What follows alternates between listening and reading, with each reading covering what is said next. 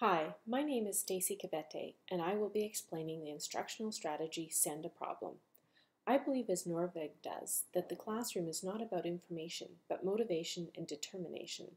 Norvig believes engagement is a combination of motivation and determination, and that students learn best when they're actively practicing.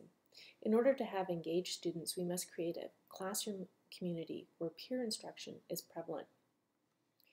The instructional strategy Send a Problem encourages collaboration. It will motivate discussions and is most effective when completed in a single session. And it can serve to engage students in a classroom community. I'd prepare your students for this type of activities at the beginning of your course. You want to arrange the students in groups of 4 or 5. You want to distribute a different problem in a folder to each group for them to generate possible solutions. And after a certain predetermined amount of time, groups pass their problems and solutions on to the next group. And without looking at the previous group's solutions, they also generate possible solutions to this new problem. And you want to repeat this as many times as appropriate. And at the final rotation, when the group has their original problem, they review the various solutions and select and report the best one to the whole class. This technique is best done when there's more than just one answer to a problem. For instance, ethical dilemmas are a perfect example of a problem that you could pass around to encourage collaboration. As instructors, we can adjust the content so that students are working at their ultimate level. And it could even be done with the bonus questions to challenge the gifted students so that they're not bored. And as instructors, we need to be enthusiastic and create a positive learning environment. And it is best to prep the students for these activities and let them know at the beginning of the course that these are the types of activities that you will be doing in class. In my classroom, we deal with ethical dilemmas. In professional selling, one is often faced with the competing needs of one's customers and one's company. And there's no one right answer.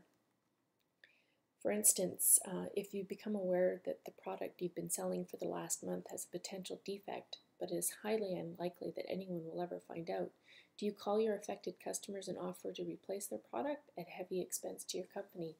These are the types of problems that we could discuss as groups in Send a Problem strategy.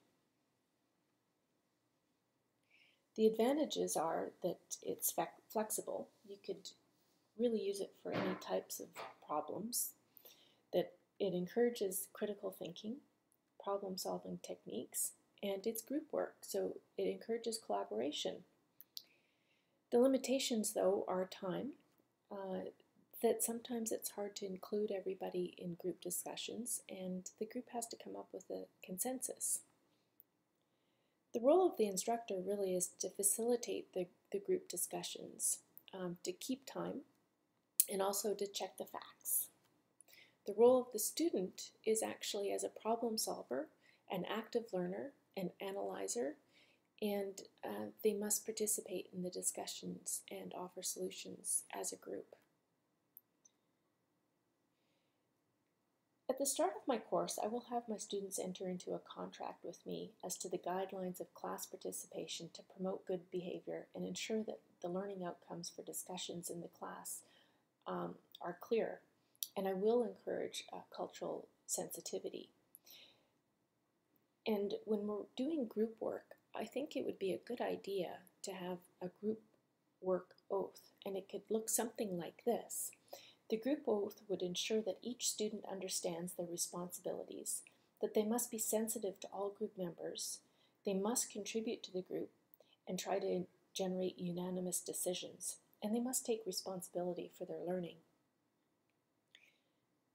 So, in summary, Send a Problem. Each group begins with a folder or envelope with a stated problem on the outside. They place the solution inside the folder or envelope and pass it on, receiving a new problem. They don't look at the solutions, they only come up with their own. They keep passing depending on the number of problems until the original one gets back to them.